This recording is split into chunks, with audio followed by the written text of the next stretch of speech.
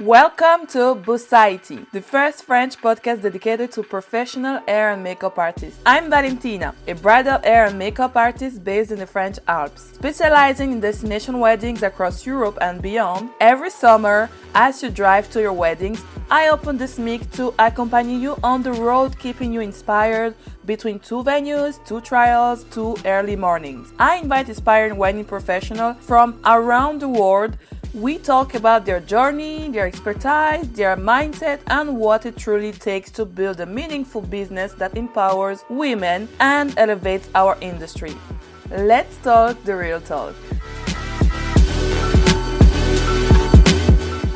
Hello, Zoe. Hello, how are you? I'm fine, thank you. Thank you so much for being here. That's I'm all so right. I'm happy glad to to be have here. you. So, Zoe, you are an ethereal bridal makeup artist based in, wait, let me say that well, Hertfordshire. Is that right? Hertfordshire, yeah. Yeah. In England, there are a lot of shire and everywhere. What does that mean, really, a shire? Does that mean anything? Oh, no. I think it's just like counties, yeah. So like kind of areas, I suppose. So yeah, Shire seems to be, yeah, Okay. part of Okay. it. Yeah, because I saw Shire. Yeah, yeah, you're from the UK. Okay. Because at the Mhm. beginning, I thought you were from the US. But Really? when I was searching, etc., because yeah, Zoe Kennedy, I was like Jackie Kennedy's quite American, Kennedy, yeah. I was like, yeah, she's from the US. Oh no, she's from Hertfordshire. So I'm so happy to have you today with me for this episode. We're going to talk about a lot of things, but before we start before we start the podcast, could you tell for those who are discovering you today, Mhm. um, who are you and how come did you become a makeup artist, Mhm. and all you think that would be nice for us to know about you? Okay. So I'm Zoe Kennedy, owner of Makeup by ZK and ZK Makeup Studio. I'm Yeah. based in Hertfordshire, which is just north of London, Mhm. and I've been doing it about 12 years now. I Wow. would say I always count it from when I was qualified, but really I've been doing it much longer than that. I've kind of always known this is what I wanted to do, like from a very, very young age. Yeah. At school, I was really artistic and I also had really bad skin. So I got into makeup a lot earlier than most of my peers, and I found that it gave me a lot of confidence in my most insecure moments. So that's what really brought me into makeup. And then also combining that artistic flair that I had with makeup just kind of made it really make sense for me. But Okay. it hasn't exactly been a straight road to success. It never is with makeup, as I'm sure you know. Yeah. Um, it just takes a lot of different avenues, and I have pivoted my career a lot of times. But now I've kind of ended up in the world of bridal, and I feel like that's where I have always meant to be. My makeup style has always leaned more glowy and ethereal, is what I like to call it, which is my definition of like a modern, elegant bridal makeup that's heavy enough, but not too much. It's that kind of balance between natural and glam. And yeah, I just feel like I finally found my place. And I'm also now really learning a lot about the business side of this career. And I feel like that's been absolutely game changing for me. So I'm excited to share more about that as well. Yeah. And how come did you choose to go in the bridal side of the makeup artistry? So I started off doing brows and makeup, like for occasion makeup. And I used to find I do the odd bride, but it would give me quite a bit of anxiety from like packing to driving to new Uh, places, and things like that. And obviously, it's high pressure. And I do think you almost feel like you need to be top of your game to be in bridal. So I kind of feel like I waited until I was to pivot into bridal. And it almost was something that was almost thrust upon me. Like I kept getting brides booking me for amazing destination weddings. And I thought, what am I doing not focusing on this? So it was probably just after COVID that I really realized there was a lot of demand for it from me. And I just need to stop trying to kind of hesitate to go that way and just start pushing into it. And it was like 2024, I'd say, when I really pushed into it. And my business has taken off since then, really. Okay, so at the end, because usually we have a lot of makeup artists that like will love to go into the destination wedding, and they're Mm. doing everything to go into the destination wedding. And in your case, is like the other way. Like you had people that ask you for their destination wedding, and then you're like, okay, maybe we should get serious on this, and it Yeah. go the other way. Oh, that's nice. Yeah, Oh, which was really like amazing because I know there's a lot of people that really want to pivot into it yeah. and it's actually really hard, but it's one of those ones, it's like a snowball effect. Once you get one they just keep coming sort of thing. So it Exactly, exactly. And where was your first destination wedding? was actually in France. Oh, Chateau La Durante, which is such a beautiful venue, and we decided to drive there and make a holiday out of it. But it was obviously booked for 2020, so it did get delayed 2 years until 2022. So that was when I first did it. okay, okay. She booked 2 years in advance with you. Well, Okay. she booked it for a year in advance, but then obviously it got delayed because of COVID. So Ah, we yeah, had to true. cancel. Yeah. Yeah, true. The COVID. Yeah, I So forgot I of that. did probably lose money on my first destination wedding, in all honesty, but that was just out of my control, really, and I just let it slide because I was like, I want to do it. So Yeah. Well, actually, I feel like it's like when you start the makeup business, like you have to lose some money at the beginning mhm. before you understand and etc. And then after you do your price accordingly to your to how you master your skill and according to the business you want to have. And it's the same for destination wedding. When you start destination wedding, it's as if you start all over again. So like for me, it's not never a lose. Like for it's never a Yeah. lose because as you say, you book one, then after it's a snowball. You have other, Mhm. so you just have to have that first one, and yeah, it's like always opportunity. Yeah, exactly. And where in which country do you usually work actually? In France, Italy, surely Um, maybe? yeah, I've done Italy. I've done Greece quite a bit. I'm in Greece, Italy, and France this year, so I'm doing quite a few this year. A few of them are actually friends' weddings, so that's going to be really special. But yeah, I've done so far. I've done two France, two Italy, and two Greece. So Oh, a few okay. kind of a year. I don't go crazy with them. Okay. You're also very intentional with your visibility because when I prepare a podcast episode, I really like to like go and search the information by myself instead Mhm. of asking the guests. Yeah. And sometimes I really struggle like even to find the person name on their page or even to find where they are based, like to know that you're from Hertfordshire. Mhm. Sometimes I have to go and check very far. But when I go on your page, like I'm not even acting as a bride, but I'm just acting like someone that want to know more about you.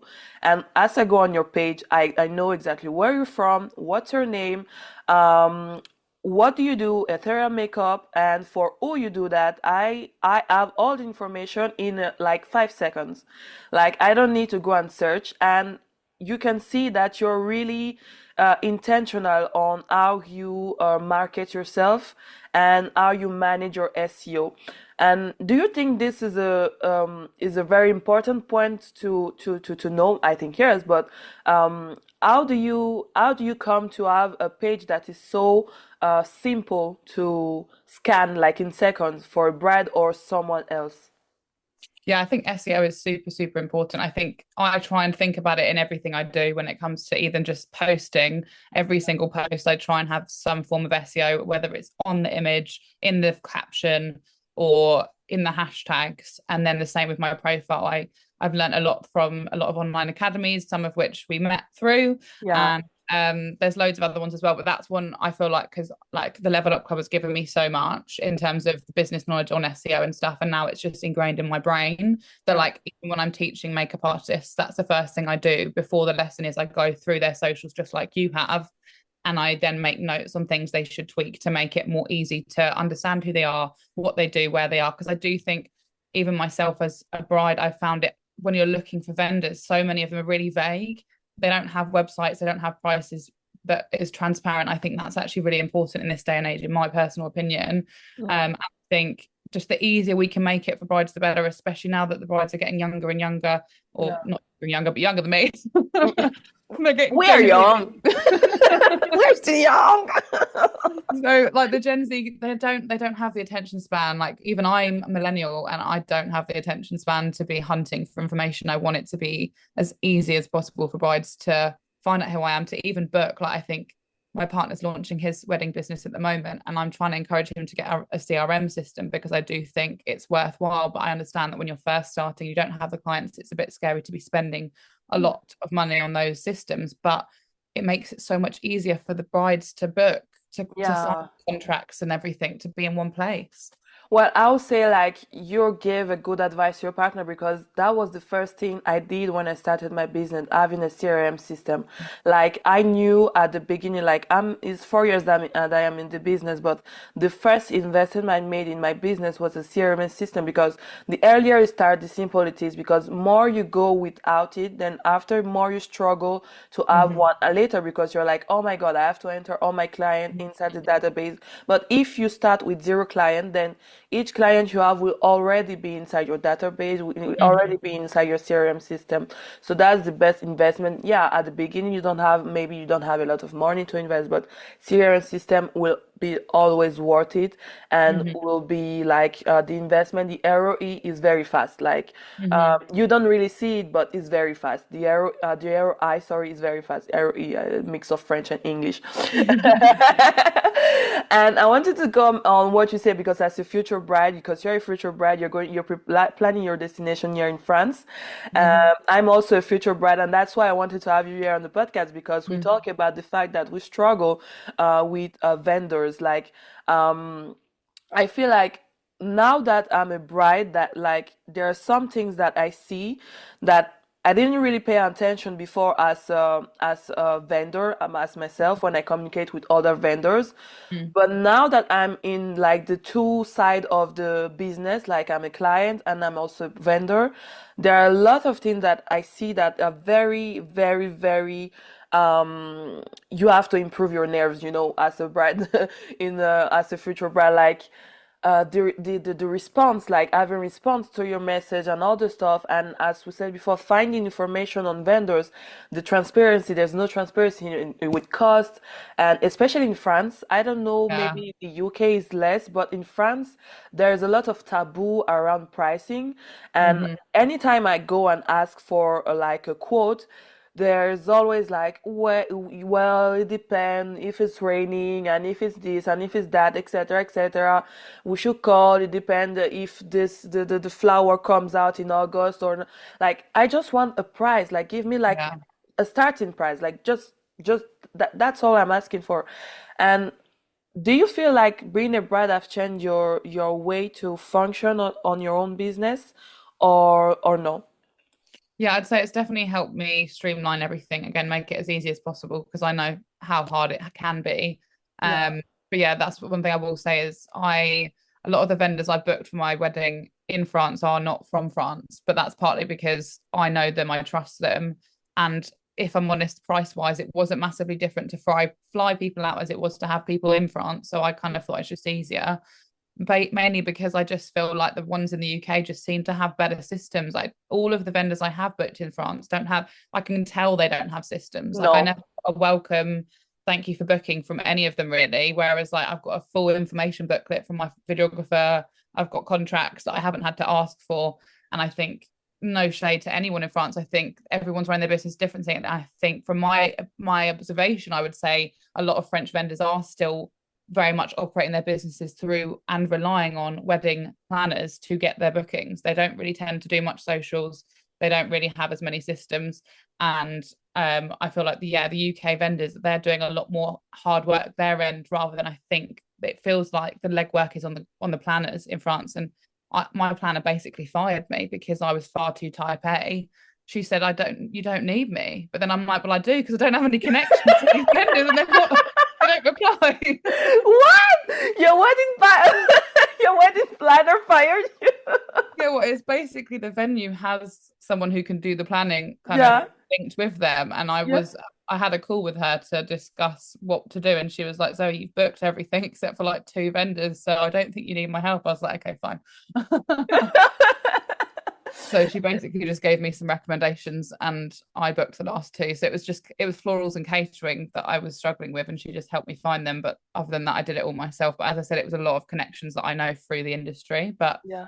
I think, yeah, florists, I had a real issue getting responses from. There's one I still haven't had a response from in over 4 weeks. And I understand I've inquired sort of near to Valentine's Day. So maybe that's why I'm trying to give some like leeway with that. But I'm also like, it's now, in my opinion, it's unacceptable to leave it that long to not give me any sort of figures because I haven't even got a clue if you're in budget. So I booked someone else now. I don't want to book a vendor that I feel like doesn't care about my business. Exactly. 4 weeks, like like life happens, but like 4 weeks without a response, like Wow. even like like sometimes, because like I don't feel it's the same thing, like I don't feel like important to that person, Mm, like um just like I have a child already. Like you brides, we prepare our wedding out of our office time. Like we are in the wedding industry. It's not because that we are makeup artists that will work only on Fridays or Saturdays or weekends, etc. We also work in the week, because I do a lot of admin during the week. I do a lot of social media, etc. Editing for social media, Instagram, etc. So I have office hours, and my wedding doesn't go inside my office hours. So I organize my wedding the night or weekends when I have time, when I'm not on weddings. And like sometimes you are like, I feel like sometimes you are like, yeah, let's go wedding planning this weekend, like you have the excitement and the time to do it. Then after you have no response, like, okay, they will respond tomorrow, next tomorrow. Then after 1 week, mm, 2 weeks, 3 weeks, 4 weeks, 1 month. Then after, and no follow up, nothing. no. And you are really right when you say that French vendors do not have CRM system, or they don't have any system at all. Like Yeah. they just receive an inquiry and they just say, yeah, I'm available. That's all. Then after you have to ask question to know, okay, you're available. What's your pricing? Mhm, And then after, you always have to, like, you have to fetch the information. They don't give you the information. And mhm, that's funny because you booked most of your vendors from the UK to come to France, mhm, and French people are like, I do a lot of destination wedding for bride that they are not French. And mhm, one day I was at a wedding, and the bride was the same. She brought all her vendors from mhm. other countries. Yeah. And when I went there, it was like a lost place, and there was a hair salon close to the chateau, very like 5 minutes to the chateau. And I was like, this chateau is like this salon is like one of those places that will be complaining they don't have clients, but there's Mhm, someone just getting married like next door to your salon, and mhm. she could book you if you have a presence on Socials. Instagram, social Yeah. media, a website. If you have all the information, because most of the bride that I have in destination wedding in France, I always has a why me? Like why me? Like I'm very far. Like sometimes I'm 8 hours from the venue. Why Mhm, me? And they always respond, "You're the only one I found," mm, because the SEO was good, and mm. a lot of makeup artists, maybe not only in France, but also I think UK or even Yeah. the US or all over the world. Um, we miss the SEO part that is very important, because you can we cannot only rely on Instagram. You also have your website. There are some people that don't have website. You can also have Pinterest, as we were talking out of the mic. You have a lot of things that you can use to reinforce your presence online to get bookings easier. And then after, you have the system to maintain the bookings. Well, I've even had about four brides from my wedding venue, and my wedding venue only takes 10 weddings a year. I've Yeah. had four brides from my wedding venue inquire with me, not knowing that Wow. I'm getting married there, but it's Wow. just a fluke. I haven't been able to do any of them, and I'm actually quite glad because I don't really want to work there before I get married there, in all honesty. In the future, would love to go Yeah. back, but I don't want to work there first. So I haven't been able to do them, but they've all said to me collectively they're struggling to find anyone in the local area doing hair or makeup.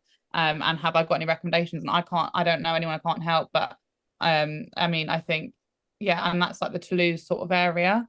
But I Okay. just think again, it's probably the lack of SEO, the lack of posting, the lack of being present, and like even a hairstylist that I worked with on a wedding, the first one I did in France, she's Mm. really amazing, but I just feel like she's not like on her social media enough showing her bridal work, that I tried to recommend her to people and they were just like, I don't want to book her. And it's like, but she's actually really good. But again, Mm. work's not shown like that. And I'm like, I'm vouching for her because I've seen it in person, but like that's not enough. Yeah, yeah, because it's not enough to just be good. Being good is like the basic to be a makeup artist. Being good at your job is like the minimum required to do your job. Mhm. But at these days, I should say, if with Gen Z coming, like being good is not enough. Like you can Mhm. have someone that's like that do less better work than you, but if she's good on SEO, she will have the she will have the job, she will book the job. Hmm. And as you say, like you recommend that person that's very good, but people don't want to go because like they're afraid maybe like They can't trust yeah, it they can because they trust can't see yeah, enough. Like yeah, people need to be able to see the work that they want to book. So you yeah, need to be posting the styles that you want to be booked for. yeah, They need to see that you've got some good reviews. They need to see that you have got good systems and you are reliable and you are like responsive. And that will get you so many more bookings than you quite realize. And I think even it is definitely a struggle slightly in the UK too. There's a lot of makeup artists that don't want to put their location as well mm, because they want to do it the whole of the UK. And it's like, but that's not no, helpful to anyone because I go across the whole of the UK, but brides still don't want to necessarily pay £200 in travel because I'm halfway across the country. And frankly, I'd rather just stay locally if I can. But if someone wants to pay me the extra, I'll go. So I'd rather have my location there because I want to get booked for Hertfordshire over anywhere because it's easier for me.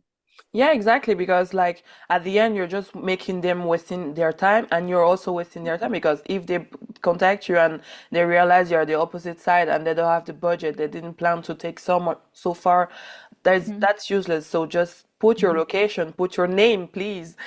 Yeah, For me, the you need name to is put very a name. important. Like I like talking to someone with their name, like, hey Zoe, dear Zoe, hey Maya, or anything. Put your name, please. Like glam, like sometimes you have surname like glam, studio glam, Mhm. etc. That's so 2010. Like that's Mhm. finished. Like stop that. Put your name, your surname, Mhm. and just put your location so we can know who you are. And already that makes me identify more to someone. Like I'm Mhm. I because like even the fact that some vendors usually we are when you're only alone, like you're just you. Why talking about we? I prefer to end it because I'm Gen Z, you know. Mhm. With 1 year, like I'm the Ah, eldest Gen Z, you know, like in the 1 feet millennial and yeah, that's a good place to be because you can understand both a little bit more. Yeah. Because I always thought I was millennial because I'm 1997, you know. I always thought I was millennial but lately I found out that I was Gen Z. But now I understand why because especially as a future bride, I really feel more Gen Z than millennial because like I do everything last minute. I booked my dick my wedding designer like 2 weeks ago. Like I'm getting married in August, you know. Oh my God. But I've booked like everyone and I'm not getting married till next June. no, wait. No, the problem is that at the beginning, I was so excited because we got engaged in 2023. I was so Mhm. excited. And then after, in 2023, I booked the chateau, I booked the photographer, the videographer. Then after, I started struggling with other vendors like the florist, Yeah. and other vendor, like they never follow up. When you need an information, like you receive your quote like 1 month later. Like 1 month later, I'm doing something else. Like leave me alone, Mhm. you know. Then after you're like, okay, I'll just see that later and answer later. Then after you forget, then after I'm like, oh, yeah, no, let's see that later. Then after later is the year of the wedding. Voila. Yeah. Exactly. It does come around on you quickly. Like I think the only thing I think I've got left to book is my rentals. But I Oh, think I found my company. I just need to actually get a quote. But again, their website's so difficult to yeah, navigate. I'm like putting it off because I can't do it. yeah. There's something interesting that you said because you're getting married close to Toulouse, yeah? Hmm. Because I had a call with a bride yesterday that is getting married in that part of France also. And I Hmm. feel that, I don't know, but I really feel that that part of France is going to be the place to be soon. Mm. Because, like, south of France, the southeast of France is getting saturated. Like, Yeah. everybody knows south of France, Provence, etc. Mhm. Machin, everybody, Provence, or even Paris or Bordeaux also. Mm. Paris, Bordeaux, Provence are the three places. It's almost like Lake Como, you know, like Lake Mm. Como. Many people do their wedding there. But Mhm. Toulouse, I've been getting some booking in Toulouse lately, and I feel like Toulouse is becoming the place to be Mm. in France. I don't know what you think about that, but I really Mm. have that feeling at the moment. So So that could be interesting maybe to because I feel like Villa Balbiano, all the scene, like you see them, you see them, you see and see. And now people, especially Gen Z, want something that nobody have seen before. And Mm. we're going to discover more nice places that very hidden in France or in Italy Mhm. or other places. I don't know what you think about this. No, I agree. I think brides are getting more savvy as well because at the end of the day, a lot of people who do destination weddings, I think there is like a misconception that sometimes people who do destination weddings have unlimited budget, and that's just not the case sometimes. Sometimes it's actually just like in my case, I wouldn't say I have a huge budget, but I would say in the UK it's probably larger than the average. But that's because I care so much about my wedding. I want to invest in it. But at the same time, I feel like I can get more value for money by doing it abroad because a venue here in the UK would cost me the same price as I'm paying for 3 days and accommodation for 1 day here, and it wouldn't even be the sort of venue I'd want either, if I'm completely honest. So that's partly why I did choose to do it abroad, and also from working destination weddings, I know how magical they feel, and that's Mm. why I wanted to do it. But I think brides are often on a bit more of a budget than we might think. And again, that's the conversation that I do often have with these brides. They're often coming from Australia, the ones that are getting married in Toulouse. There's a lot of Australians, Canadians, and a lot of the problem with that is that the exchange rate makes it almost feel more expensive for them than it would Mm. for a Brit.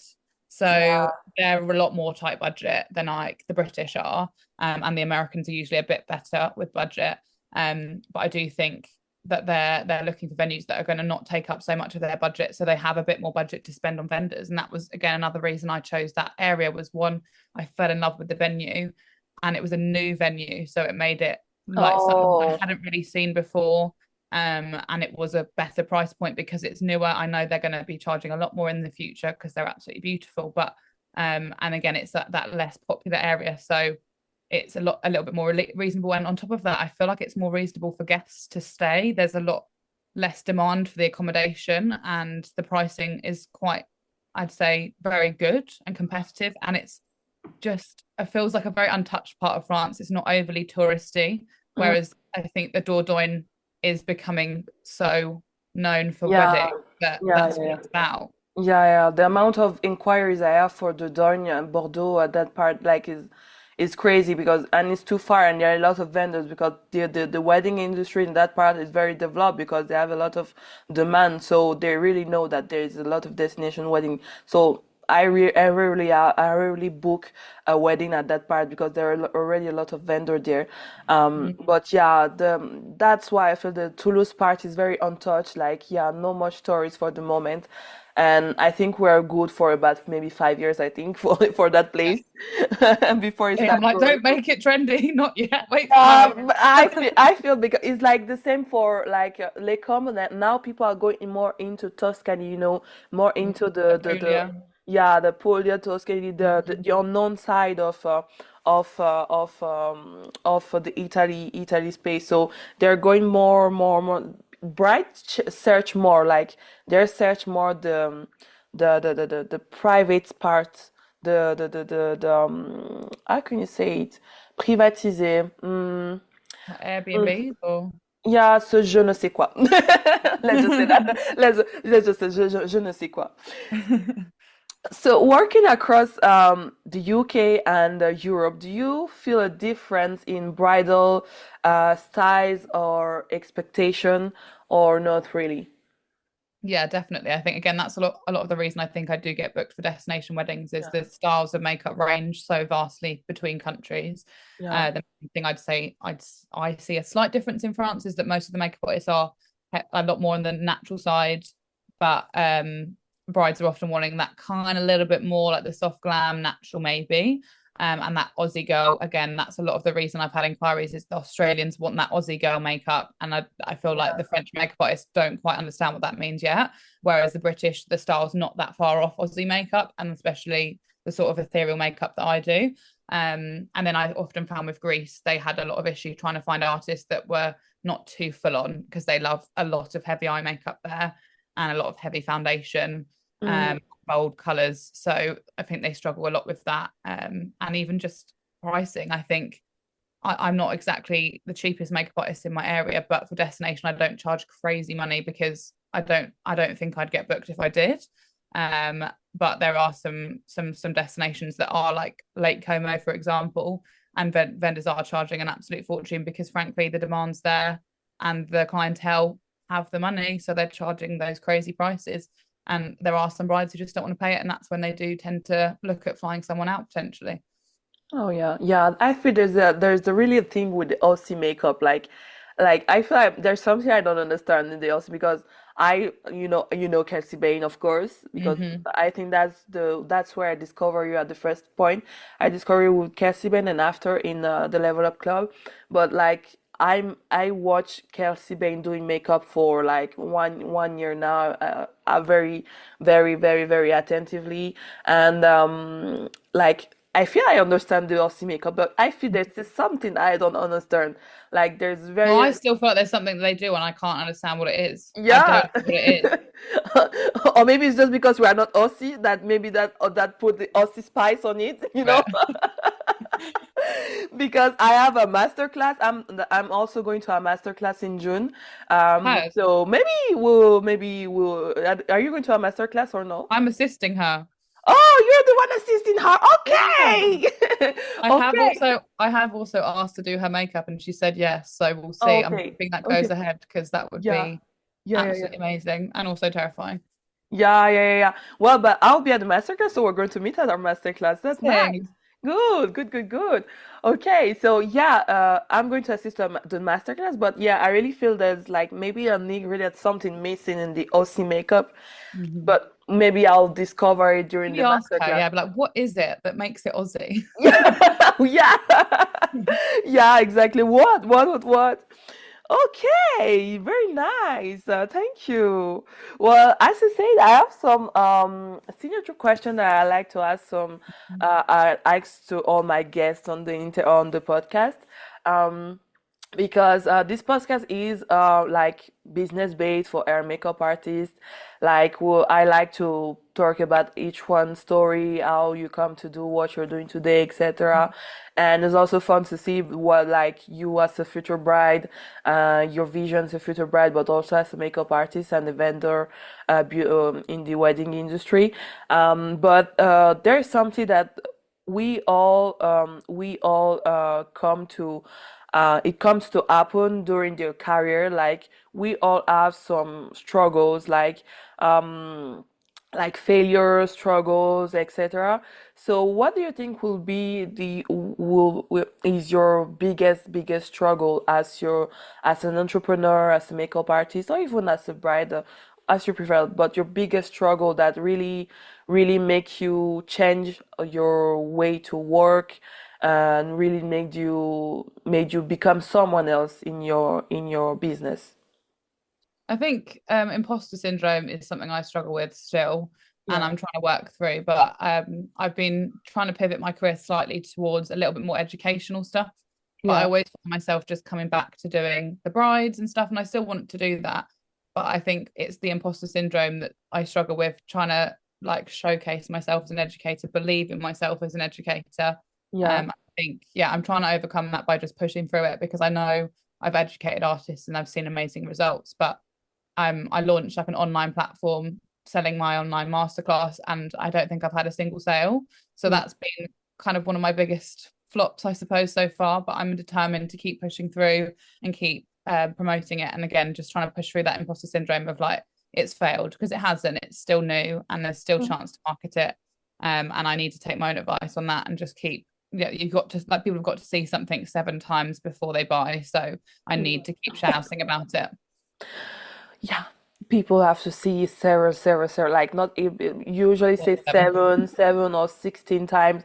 I Yeah. will even say 50 times, you know. Mhm. I think you forget as well that I might have posted it maybe twice and I'm like embarrassed that it hasn't sold, but it's like, but Yeah, that's not enough because I spoke to someone about it at a masterclass I was at recently and she was like, I would buy that. I didn't even know you had it. And I'm like, it's because I haven't spoken about it enough because again, I can't yeah. expect everyone to see every single post or story that I do. Yeah, no, you have to talk about like I feel you when you say that, but you have to like well, not just wake up in the morning and say, "Hey, I'm selling this class." Like Mhm. no, like it it has to be very natural. You have to do it in a very natural way, like maybe just tell about a story. You don't know, I can say, but I define myself as a storytelling make hair and makeup artist. Like I'm a Mhm. storyteller, like when you put people inside with you, they feel invested and they get interest in what you do. Like Mhm. imposter syndrome is like you don't have to have imposter syndrome. Like, God, boy, what are you saying? Like, look at your page. Like, Mhm. what imposter syndrome? Like, you do great job. You present well. You're charismatic, Mhm. and all the stuff. Like, imposter syndrome is like something I say myself is like the more you have imposter syndrome and the more you need that and the more you need to feel like an imposter because you are not an imposter. It's just your brain that's telling you that, but that's not true. The more Mhm. you have that alert, that means that you are in the good place. So maybe just change it and switch it and feel like, oh, imposter, okay, let's go then. Let me Mhm. be an imposter, Yeah. and then after you don't really think about it anymore because you are not an imposter. You're just someone doing a good work and want to give that to people. That and something I always say is that will really be egoist, like selfish, to not share that to people. Yeah. Since you have a lot to share with people, that would be very selfish to not do it. So maybe if that can help, Yeah. I think I'm going to launch it on my website as well to see if that helps because I want to add like a whole business element to it. Because I think where it Yeah, is just the skills focused stuff, I feel like we're almost a little bit fatigued with that. As yeah, makeup artists, we're all just wanting to learn the business side because there's only so many tutorials we can watch. yeah, And I actually think that's half the reason a lot of people attend these masterclasses is for the business side. I feel yeah, like I took so much away from Kelsey's last class, mainly like social media stuff more than the actual makeup skills themselves because it wasn't that dissimilar to what I do. So I yeah, think that's something that maybe could be more valuable. And that's why I think these sort of podcasts are so helpful because you yeah. can learn so much from them. Yeah, you also did a master class at the moment I saw you Mm. in person master class you did also. Yes. Yeah. So Yeah. I did one in November and then I've got another one coming up the end of this month with my friend Laura, which Oh, is going to be nice. super exciting. And we are planning to do another one because it did sell out quite quickly. So Oh, I'm like, nice. this imposter syndrome needs to go. But then I even get in my head and go, oh, is it because she's doing it that they're buying tickets and maybe they don't want to see me? And it's like, oh my God, Oh my I like gosh. this. Oh my God. No, no, no. You did what you did on November. You were alone, so that you Yeah. sold tickets. So like at the moment, like even if you have only one person buying, like that's enough. Like you have people that buy, and I should say that your colleague that say that, yeah, I will buy that, but they just need the imposter syndrome is a sort of sabotage. I know that because we all have imposter syndrome. Mm. Sometimes it's more difficult to like I'm yapping as if I don't do sabotage. Sometimes like I'm yapping. Sometimes I sabotage myself because of imposter Yeah. syndrome. But like yeah, no, there's no reason to do that because I really feel you have a lot to bring to people. So like it's not because she's doing that with you that it's booked. It's just Mhm. because you're two of you together and you have a lot to bring and she has a lot to bring. So Mhm. that's all. Yeah, imposter. Poof, poof. Can I ask you a question as well? With Yeah. the vendors that you struggled with your wedding, would you ever give them like advice, or would that be? I'm like, I part of me wants to say to them, like, I think you need to get a CRM system, but like, is Oh that my going to God. come across really rude? Do you know what I did for my wedding? Like I was so sick and tired to go back and forth with my Mm. vendors because like my photographer and videographer, initially they were a couple, but they broke up. Oh no. Like they broke up, like booked them in 2023 and they broke up in 2024. Mhm. And at some point, I told them from the beginning that I'm a wedding vendor, so I have like a bizarre schedule, And my Mhm. husband, my fiance, is a military, so he's not often at home. So that's why we booked very early for the vendors we really wanted. And we told them that we booked so early because we know that we are going to struggle to find a time to see all together, and it's important to see together with the photographer and videographer. Mhm. And when they broke up, I sent them message to say, oh, like the wedding is coming. Like we said we're going to see each other this year, so could we please book something? And no response. I Mm, I follow up like 3 times before I have a response, like almost 4 months later. And mm, I was like, you know what? I created a Calendly link for mm. my vendors to book on my Calendly link. Yeah. Like, I usually send a link to my brides when they contact me for an inquiry, say, oh, Mm. congratulations on your wedding. Thank you for contacting me, etc. Blah, blah, blah, blah. Here is Book a my rate. video. Here is a Yeah. link to book a discovery call so we can Mm. chat together. It will Yeah. be more nice, etc. I never had this from any vendor. And I was like, okay, wait. Like I created a signature on my emails, on our email, because we have an email for the wedding. I Yes, me created a too. signature and I put my number and my fiance's number. I put my son name and I was like, wedding vendors, please book on this link. Love that. Like I'm not supposed to do that. That's not my No, that job. should be their job. But yeah.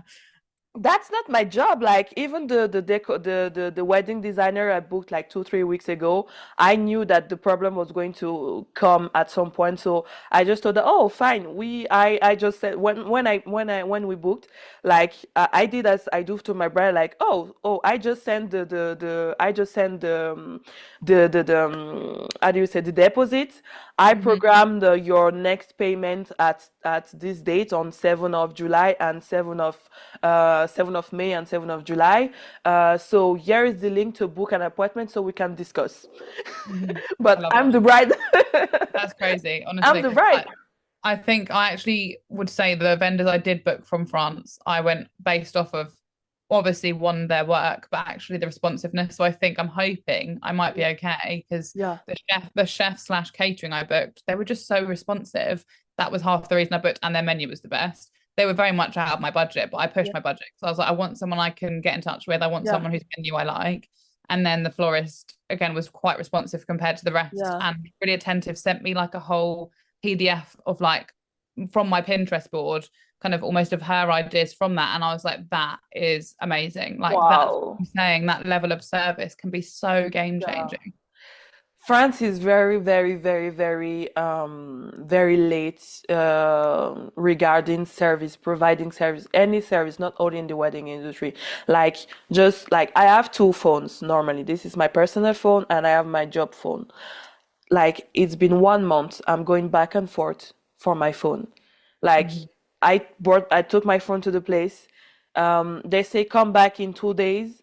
I didn't have time to go back in 2 days. I sent my fiance 1 week later, and they didn't even do the job. Like he had to wait for them to put the new screen on the phone, Mm-hmm. and he brought the phone with the elastic on the phone. It was like, why there is elastic on my phone? Like they did it in front of me. Oh, okay. Then the phone, when I on the phone, they didn't even check if the phone was working. So they just put the screen and gave him the phone with the elastic. I checked the phone and the phone was it was even worse than when I sent when I left the phone for them. Then after I sent an email because I know like in France you say les écrits restent, les paroles s'envolent. That means when you write it stays, but when you talk it goes. And so I sent an email, nobody respond. That's not a surprise. Then I call to tell them that there's the problem. He said, "Oh, I'm going to command the piece that is needed." Okay. They say come next week. I wanted to go next week. They were closed for vacation. Okay, then then after I go the week after, so 2 weeks later, he said, I'm going to command the piece. I reach there, he say, oh, I'm going to command the piece. I was like, what the Honestly, this what sounds the like one of the florists I got in touch with. She literally DM'd me because I had to DM her yeah, chasing a week later, and she said, "Oh, sorry, you're in my junk. I'll quote yeah, you next week." And I'm yeah, like, "It's literally Monday, so you're going to wait for a whole nother week to quote me." But I was yeah, like, "Okay, I'll give you the benefit of the doubt." Then the next week, she yeah, sends me another message. I'm going to quote you next week, and I'm like, I actually can't be asked. This is ridiculous. yeah. Like, Why are it we what? just procrastinating, guys? Like, what's Yeah. going on? Yeah, a quote like that takes like 5 minutes. Like you do it on Canva or what you want, or you do it on your CRM system if you don't have, if you have one. Like I mean, it's I think expensive. florist quotes can be harder, but I think they also surely have set prices that they can kind of go off of at least, or give me a minimum. Because one florist came Yeah, up to me and said my minimum 6 grand, and yeah, I was like, lovely. I'm yeah, going to say no because that's very much out of my budget. And yeah, at least she didn't waste my time. She just got straight back and said, this is my minimum. If you want to work with it, let's go. If not, yeah. don't bother. And I was like, cool. That's all. That's all we ask for a minimum price, not just like, yeah, it's difficult. Well, I'm happy to work within minimums, and this is what I always ask Yeah, my friends who are planning their weddings. They're yeah, like, "Oh, they quoted me this much for flowers and stuff," and I'm like, "Do you care about flowers?" They're like, "No." I'm like, "Okay, just ask their minimum then, and then yeah, work out what you can get for that, because that's how you budget. Like, you yeah, just ask for too much, because yeah. then you're gonna have to pay more." Yeah, yeah, yeah, exactly, exactly, exactly. Well, no, so to answer your question, no, you do what you feel is good to do. Mm. I just don't want to upset anyone, but I'm also like, I feel like you need to know that this is not good. It's not good, but well, they're supposed to do the job. But I if we know. have to do the job, it's like we're getting married only once. Mm. I hope so. Yeah. So like I'm not waiting for them to wake up for my wedding because my wedding is like in some months. It's like Mm. close, very, very close. I'm not going to wait for them to wake up and find out that CRM system exists, etc. No, I already know, I already have a system, so I'm going to have a system as a bride also. So Yeah. follow it or not, but you're not going to mess up my wedding. That's all. I I'm mean, kind of hoping that they come back to me eventually so I can yeah, say I didn't book with you because your responses were far too slow. And then I can say like would yeah, recommend looking into a CRM system or an admin assistant if you don't have time to respond to inquiries because yeah, like you did lose this booking mainly for that reason. But mm, I mean, I don't think they're ever coming back to me. I think if anything, I think might be the first bride that's ever been ghosted. yeah. Usually the way around. Yeah, yeah. Maybe I think it's something you should do. Like maybe at least the florist, Like Mm, I have never think about it, but yeah, maybe it's something to do. Like maybe they're going to take it very personally because yeah. yeah, that may. But that I prefer to just tell them and so Mm. that they know. And maybe at the beginning they will take it personally, and then Then after they they might will thank me like, later. Yeah. yeah, they will thank you. It's because it's very important because it's very dommage. It's sad to lose opportunities just for that. Like Yeah. it's something that could be very easily réparé, easily repaired. Hmm. So yeah, maybe yeah, you should. I think I'm going to. I've never think about it, but I think I will like at the Yeah. end of the wedding because especially to the photographer and the videographer I have because Yeah. for Give for them my wedding feedback. I want to Cool. keep a good relationship as Yeah. much as I Agreed. can Yeah. because I need nice picture, Yeah. especially at the price I'm paying them. Yeah. But after the wedding, I'll surely tell them that I was really. I'm not going to give a review because if I give a review, it's going to be a bad review. Hmm. But I'm just going to tell them that I was happy to book them at the beginning, but I was really disappointed With the after service. Yeah. of how things go. Because Hmm. I can understand you break up, but there are way to do it a professional way. Like Hmm. the photographer calling me to ask if I can send her the payment instead of sending to the videographer because he doesn't want to pay every. That's not my problem. Like I signed a contract with a company and I'm paid that company. Then the Yeah. payment you see that in between two of you. That's not my problem. If you want to change it, you send me a new contract that I'm happy to sign until I don't pay more because you change your policy or anything. Mhm. But I'm happy to do two separate payments, but send me a It contract. needs to be like You legally know, binding 100%. yeah, yeah, yeah, yeah. Because after I'm the one that will be that will be in I won't be in my right to like stop paying one and start paying the other because I Hmm. stand with the company. So do that in between you, and that's a very big point. Like I feel I'm wedding planner of all the vendors. Like that's not Hmm. my job. Like I'm Yeah. organizing my wedding. That's wow, voila. It's a Mhm. very, very, very, very big topic, like very Oh, sensitive topic. 100%. I think it's important to talk Yeah. about being a bride as well because I think it can be so valuable to vendors. Like, I think again with Kaylee's podcast, she's occasionally spoken about her Oh experiences being a yeah. bride and how she found her vendors and how important visuals were for her. And I think as much as I agree with her, I do agree. I think visuals are number one, but then the like services is number two for me. And then I mean showing personality is also great, but it's not an absolute necessity, I don't think. But Yeah. it depends on the supplier. Like I think if I didn't know my photographer, I would probably need to know I like their personality because that's really important. Yeah, that's also important too. Yeah. Personality and good system. Good, But very, yeah. It's important. Good personality, but also a system, please. And what is your biggest, what is it, your biggest moment you ever lived in your career, like the best moment you ever had, like maybe in a wedding or not a wedding, the best moment you have in your career? I think it might actually be one of my destination weddings. The bride and I got quite close before the wedding because I also used to do brows, and at the time I was also doing her brows in the Oh. lead up to the wedding. So we became quite close, and we have a lot of mutual friends. So I knew quite a few people going to the wedding, and nearer to the wedding, she actually invited me because she knew I was making a trip of it anyway. And she just said, "I'd love to have you there if you'd like to come. Bring your mum along," because I was going with my mum anyway. And we had the most amazing day. I honestly had so much fun. I remember getting back to the hotel room. I got back a little later than my mum because she didn't quite make it out as late as me. But I came back and I just was sobbing, and she was like, "Oh my God, what's wrong? Like, are you okay?" She just thought I was really drunk, and I probably was. But I was like, again, I think it was like a little bit of imposter syndrome, but also just happy, like happy to Yeah. it was like, I can't believe that this is my life and that brides have been this kind and Oh my God, want I to got the fly me across the chills. world, let alone provide this amazing experience for me because it Yeah. genuinely was like an absolutely amazing wedding.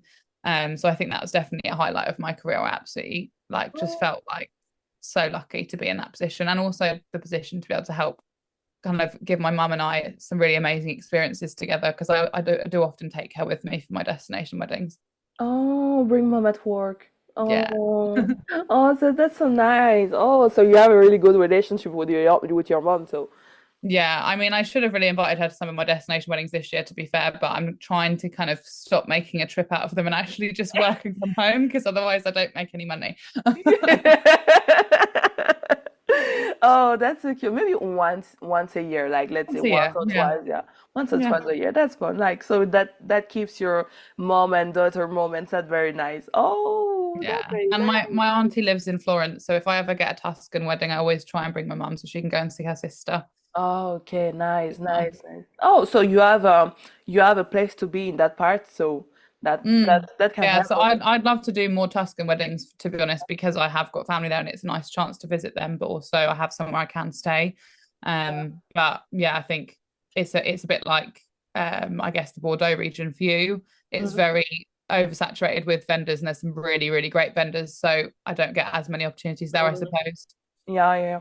And I And do find destination brides are often so last minute, I can't cater for them because I'm quite booked up here. So I probably could do a lot more if I was more available. yeah, I understand, yeah. And do you speak Italian? No, I would love to, but I'm terrible. I'm not very bilingual. Oh, oh, I oh. did try and learn French using a podcast, but all I've learned is Je visite le parc. That is it. So J'ai I don't think visité it's very le parc. helpful. J'ai visité le parc. What kind Like, of why? podcast is that?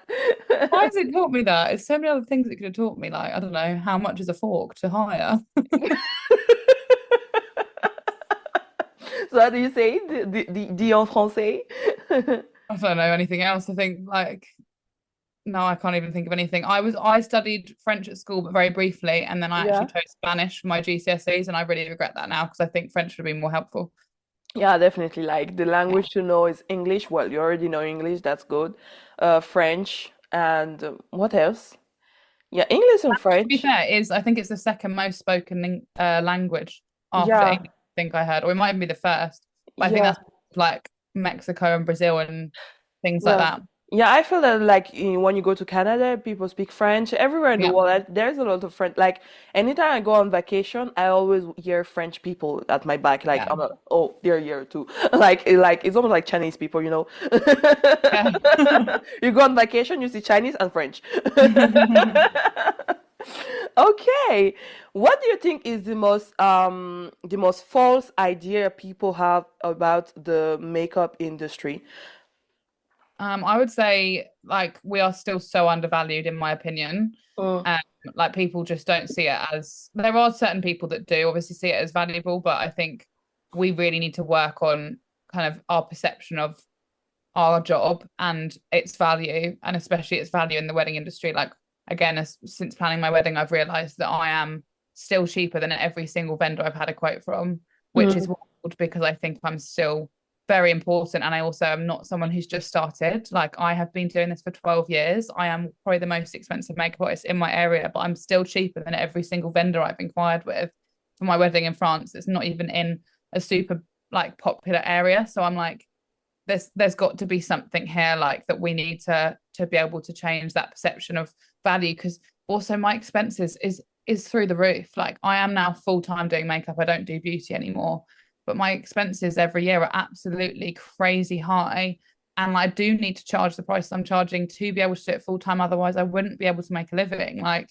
I got stung with a really hefty tax bill when my career took off, and I felt like I've just worked all of that for nothing. And it's like we need to charge these prices because you don't realize that the money we're earning is not what we're taking home. Like I think that's the issue, is a lot of brides when they're inquiring, they're getting these quotes back, they're thinking, oh, they're making this much every day. And it's like, it's not every no. day. It can't possibly be every day. It's going to be a certain amount of number per weddings per year.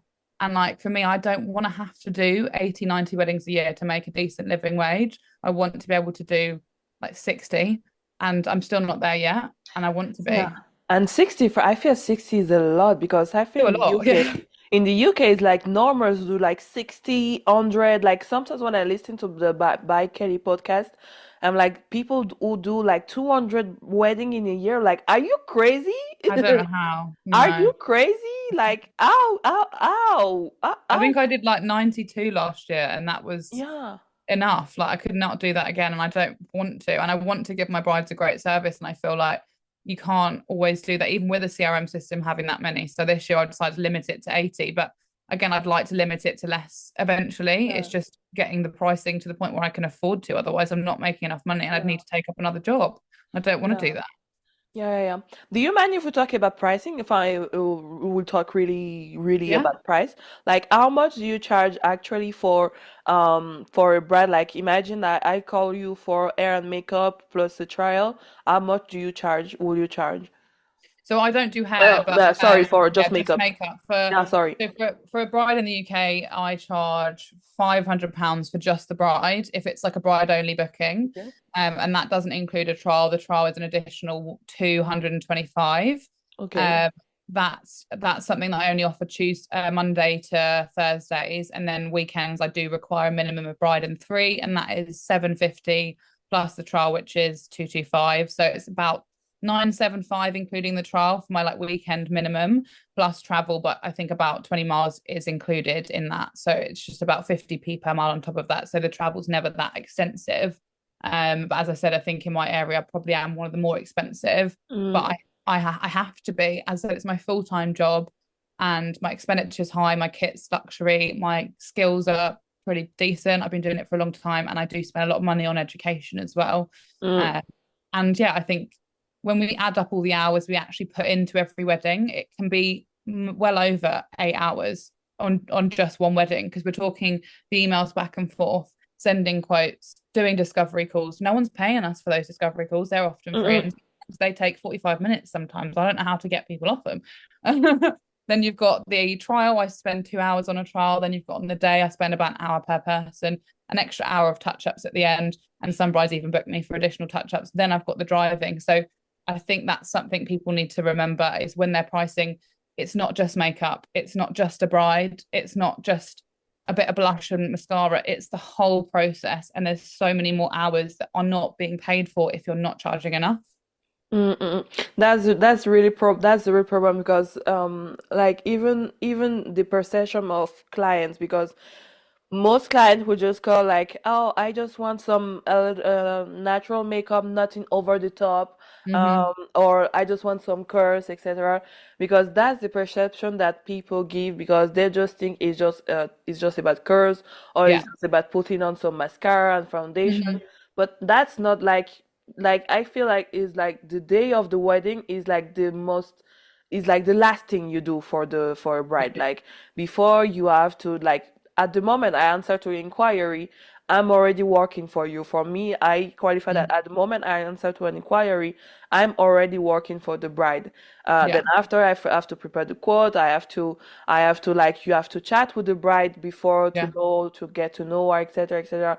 Everything is counted.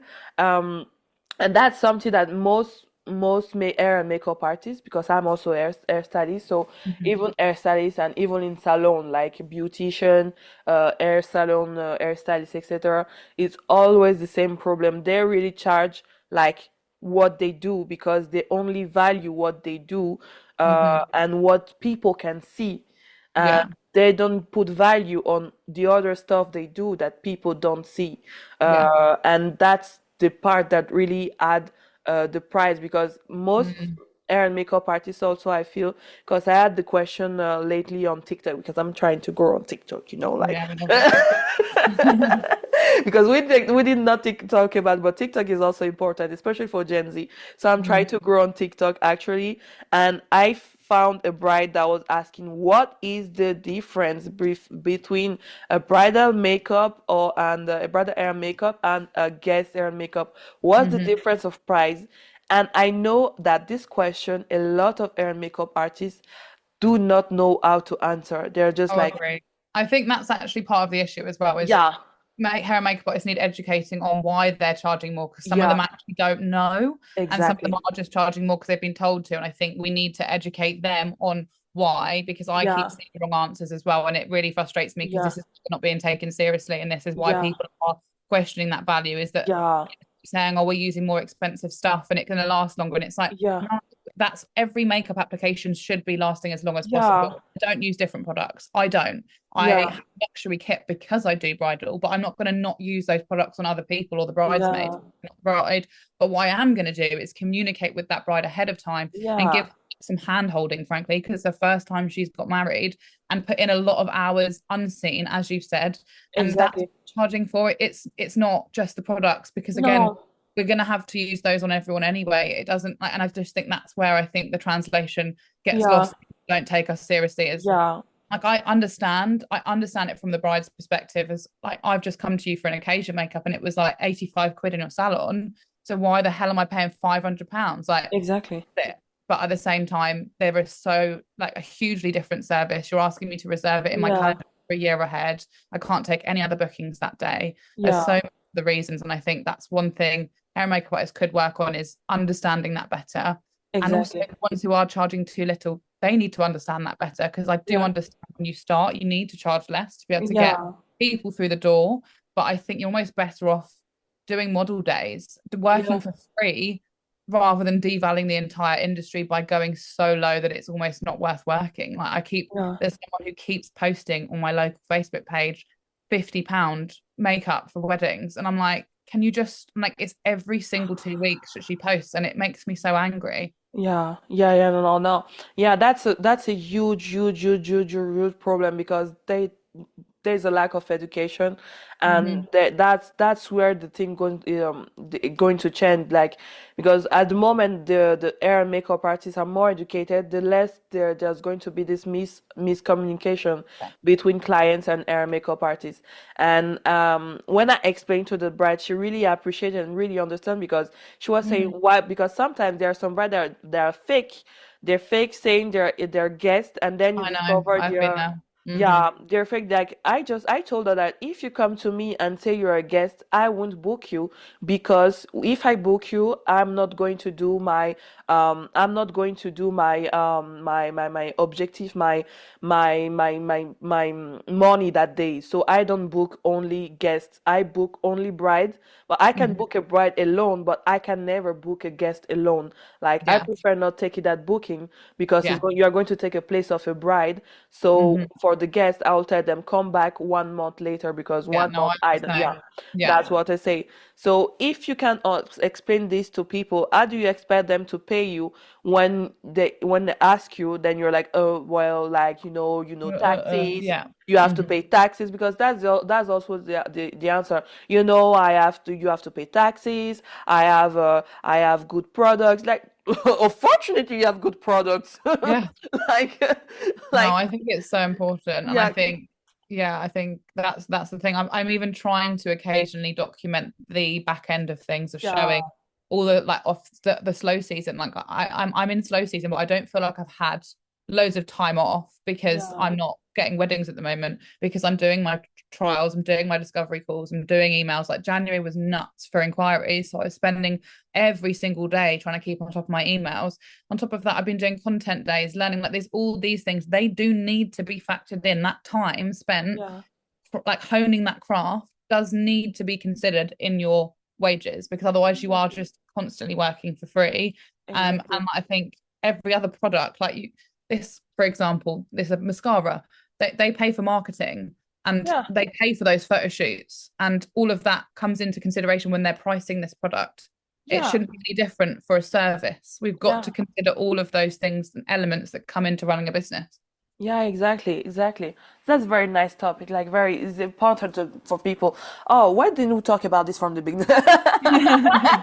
You can always chop and change it up, put it in certain bits. Yeah, yeah, yeah, yeah. No, no, that's true. That's true. Like there's still some road to go, but I feel like it's getting better and better and better. Yeah.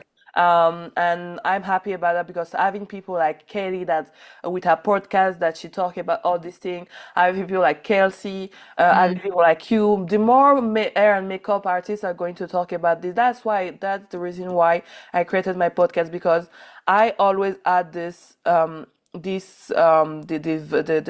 desire to teach, to learn, to teach people, etc. But I was like, there are a lot of hair and makeup artists that do a great job teaching, training on the practical side. I don't want mm, to be one more teaching on the practical fine. side. I want to be that person that would come and break and make people finally understand what's the difference by a bride and a guest. Hmm. Why it's important to even count your, like, when you buy a notebook, that enter inside your expensive. When you buy a pen, that enter inside your expensive. Like, there are a lot of hair and makeup artists here in France that don't count their fuel that they put inside their car as part of their business, but No. you're using your car to go to work.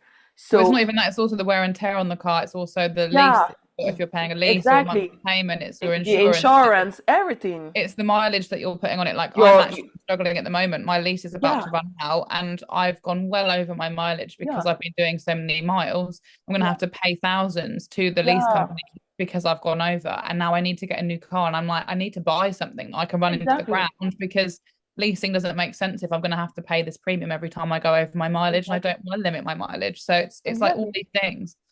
Yeah, exactly. That everything has to be counted. That's why, because I created like on Google Sheet, like something that Mm, you count your personal expenses, then after you count your work expenses, and that counts the personal expenses, give your salary, then after you have your job expenses, and after that show you, well, I have to make this per year, and then after per hour, that counts like I do 1 hour I meet per bride, so then 1 hour is like my cost for 1 hour is like 45 euro or 100 euro or 200, whatever is your hour. You have to count, you have to know your expenses, your personal expenses and your business expenses are all important, because sometimes the issue is also that people just count the job expenses but don't count that they have to need get to paid live. at the end. Like, Yeah. oh, I don't understand. It's been 10 years. Like, I'm not paying myself, but well, when did you count your expenses? Like, Mhm. count them in, like,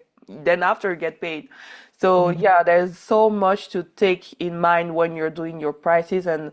And fortunately, there are a lot of people that talk about it more and more and more and more. And as selling a course, the more you talk about it, the more people will know about it, the more Mhm. people will buy, and the more people will adhere to the idea. Yeah, I mean, I So, keep trying to post. I've got a close friend story on yeah, Instagram as well, which is just makeup artists, and I keep yeah. trying to post whenever I raise my prices. I put it on there and say, just this Oh, is your sign. If you're thinking about it, this is what I'm charging. You could yeah, probably charge similar. And people are always replying like, "Oh my God, this is the push I needed." And like, yeah, I understand from the bride's perspective, it's frustrating when everyone keeps putting their prices up, but our industry needs to. We all yeah, need to, and I think the only way we're going to is if we keep talking about it openly and educating ourselves and our brides on why we need to be charging more. And Exactly. I even actually wrote a blog ages ago on this subject of why is it more for bridal. And I even now include that in when I send a PDF pack with every quote, it gives me Yeah. like give the bride information. And at the bottom of that, it has Q&As. And on one of those Q&As is why is it more expensive? And then it has a link to the blog post. So I don't ever get that question anymore, which is so nice because it really upsets me when I do. And also that blog brings traffic to my website because it is a question that's getting searched. So Yeah. like another idea is if you feel like people are asking that question a lot and you need to be able to justify it, it's worth just save yourself the time and just have a link that you can send and go, here you go, I wrote this because I totally understand that it can be confusing, but here you Yeah. go, here's the information you need. And Exactly. I can always send you that link as well if you want, because I think that could be good Yeah. to add to the podcast in case anyone needs it Definitely. to be able to understand it further. Yeah, definitely. I'll put the link under the, like, by the way, you can find Zoe information on the show notes of this episode. And I'll also put the link of your, so that makes a backlink also. Yeah, SEO. exactly. I'll send you the link to the blog because Yeah. I don't think it's that easy to access because I think it's more like I haven't got it on my menu Oh, anymore. okay. Should You have to probably, search. but it is still on Okay. my website. Okay, yeah, yeah, because that's part of SEO because blogging, because I also do blogging, and that's a part like I feel a lot of hair and makeup artists don't think about that part, like just have a Mm, website with a main page yeah. about you and your pricing, maybe with Mhm. that price, like your services, and that's all. But blogging, wow, The like SEO, yeah. I need to do it more, to be honest. I've yeah, only done like maybe two or three, mainly kind of yeah, one about destination weddings and pricing, because again, yeah, brides are confused with that because they're like, oh my God, why is it like three times the price of her UK place? yeah. Well, because I got to take 3 days out of my diary. So like obviously, Yeah, yeah, um, yeah, and then obviously one about this. So I think I need to get back into blogging, yeah, because it's good for SEO. yeah. I feel blogging is it's coming back because I used to have a blog like some years ago, like a military wife, you know. Hmm. And on that blog, like until I closed that blog, I had traffic without doing anything on it since 2019. Wow. And yeah, the blogs are really powerful for SEO. So if you're thinking of having a blog, this is your sign to have a blog on Absolutely. because there are not a lot of hair and makeup artists that have blogs. So it's the moment to start blogging because after it's going to be saturated and more difficult to go on blogging as Yeah. YouTube, Instagram, all the stuff. There will still be space, but it will be more difficult like if you start now. So this is your sign to start a blog. Maybe I'll write a blog about this podcast. Ah, There you go. You can get a backlink as well. I'll write a blog about this podcast. oh, perfect. Thank you. Nice, nice, nice. Good, good. When you write the blog, then send me, then I'll just Yeah. change on the show note also. Oh. Mm. What do you think is coming for the future Zoe Kennedy? Well, that's a good question. Well, I'm hoping more education because I am Yeah. trying to step into that space. So yeah, more masterclasses. I mean, I did the educator program with Kaylee before she stopped doing it, Yeah. and we did just kind of start off with that, saying that I wanted to do a bit of a Kelsey Bain, traveling the world doing masterclasses. I think that I still would love that, but also more than happy just to stay in the UK because I love traveling, but it is quite stressful, and like especially with her Amsterdam class, that whole fandango that gives me Yeah, that stops your your like, oh anxiety. no, you okay? I think I'll just stay here. But I mean, I think it would be cool too. And I think, especially because I do destination, I feel like that Yeah. could be quite rewarding, helping the artists in the countries that brides are struggling to find artists, helping them level up their game and their makeup style so that it suits that kind of bride that is looking. But equally, am I then just taking work away from myself potentially? But I'm not that kind of person. I'm like, there's enough brides for everyone. And I love teaching. I don't try not to see it like that, in that they're not my competition. They're my colleagues. They're Yeah. like we're all supporting each other. So Yeah. And since you're very good at SEO, etc., and maybe do you think that maybe one day you would like to like have a team, or maybe you already have a team with you that work with you? I've always considered it. I think the main thing that's put me off is just managing people isn't my best skill. I'm a bit too much of a people pleaser. I'm a bit too nice. Uh, I need to be a bit more cutthroat.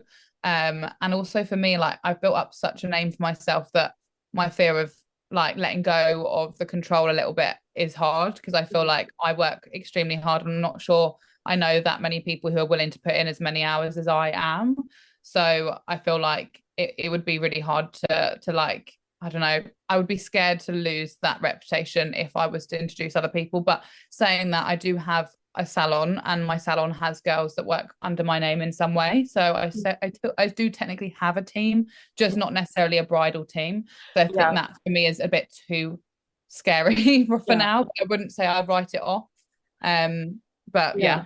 I feel bridal and salon is a bit different. Like, is Mhm. I will be more confident to have a team in a salon than for bridal, because bridal is very, very, So very tight private. into you, like your Mm-hmm. name, your Zoe Kennedy. Like, Mm-hmm. if something mess up, it's your name, not Yeah. just your reputation. It's your name that Mm-hmm. could be in a salon. Yeah, like salon, you is more easy to delegate in salon. Yeah, Like, they're also yeah, rent a chair as well. So they yeah. technically have their own business within my business. It's not Yeah, my business, if that makes yeah, sense. But equally, they do still represent me, and I do make that clear to them. And they've all been amazing. And I do bring them with me to weddings as assistants. So in some ways, they are my team. It's yeah, just I don't book their own jobs for them for weddings, because that's just something I'm not quite there yet. But I yeah, won't write it off. I think it would just I'd need to have the right people, and that maybe have some training on being a bit more cutthroat, perhaps. Oh, okay, nice. Well, I wish you all the good too. I wish all this to happen, and voila. That was very nice. Thank you, Thank Zoe. you. What do you think that the people listening to us should take from this episode? I think definitely look at your systems, look at your SEO, look at your website, make sure you have one. I mean, you can build it yourself these days. I've built my website. I just built my partner's website for him. Like, you don't need to pay someone necessarily. Yeah, If you want it more luxury, then perhaps it's worth investing. But yeah, I'm too much of a control freak, but you can do it yourself. And also, yeah, just look at your pricing and make sure you are actually breaking even. Even if you're new, you don't need to be the cheapest. You yeah, just need to be making sure you're making profit. And if you want to get more clients, going cheaper isn't necessarily the best way. Just trying to become more visible is what my advice would be, rather than going for the cheaper rates. I think often it's a visibility issue rather than a pricing issue. yeah. Thank you. Mm. Thank you. Question: Mm. What's your partner going to do as a wedding vendor? So he's doing mini golf for weddings. Oh, Yeah, he's okay. built them all himself, and I'm trying to help him run his socials because he doesn't know what he's doing. But I helped him make a website, an email, and like, yeah, his social media, because I think I just wanted to make sure if he launched it properly. Yeah. Okay, okay, okay. Yeah, Well, wish him all the good also. yeah, thank Like, you. that's a very nice idea. That's a like, Yeah, okay, mini golf for wedding. Okay. But yeah, he's it's popular in the UK. I don't think there's okay. anyone doing it in France yet, so maybe we'll have to move No. there. No, no, no. No, that's quite like I've never hear about that, but like once I saw a new vendor at a soirée that was proposing yoga for yoga and coffee. Like, she proposed coffee and yoga, like the husband coffee, and she proposed yoga, and they were like, okay, okay, why Yeah, well, not? the thing is, especially with destination brides, there's multi-day events, and I think Yeah. one of the destination brides I've got this year in Sicily, she sent me her wedding website, and she had like options for the day Okay. after the wedding, and it was like pizza making, or I think it was a yoga session, or it was Pizza. like a wine tasting, and they all the Yeah. guests can pay their own way for that, but it was like 25 euros each. And it's just a nice way to like give people stuff to do without Yeah. it coming necessarily out of the bride and groom's pocket. And I think that could become more popular with destination Yeah. brides. Oh, very, very Yeah, nice. I'm taking the pizza idea. exactly. Get some into pizza making. Yeah, thank you very much, Zoe. I had a very great moment with you. Yeah, Oh, it's been lovely. nice. Thank you. See No worries. Thank you. you for having me. Bye. Bye. Yay. Thank you so much for listening. If this episode resonated with you, make sure to subscribe and leave a review on Apple Podcasts or Spotify. It truly helps the podcast grow. You'll find all the details about today's guest, as well as how to connect with both of us, in the show notes. And if you would like to connect directly, you can find me on Instagram at Valentina Dennis. See you next week for more real talk.